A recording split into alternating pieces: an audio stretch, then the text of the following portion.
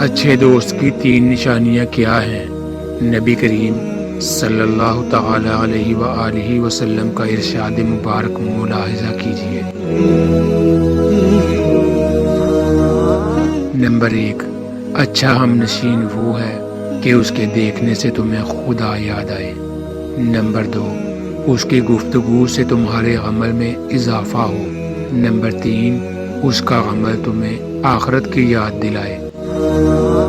جامع صغیر صفحہ نمبر 247، حدیث نمبر 4063۔ حضرت ابو موسیٰ رضی اللہ تعالی عنہ نے بیان کیا کہ رسول صلی اللہ علیہ وآلہ وسلم نے فرمایا، نیک ساتھی اور برے ساتھی کی مثال مشک بیچنے والے عطار اور لوہار کی سی ہے۔ مشک بیچنے والے کے پاس سے تم 2 اچھائیوں میں سے ایک نہ ایک ضرور پالو گے، یا تو مشک ہی خرید لو گے ورنہ کم از کم اس کی خوشبو تو ضرور ہی پا سکو گے، لیکن لوہار کی بٹی یا تمہارے بدن اور کپڑوں کو جلسا دے گی ورنہ بدبو تو اس سے تم ضرور پالو گے۔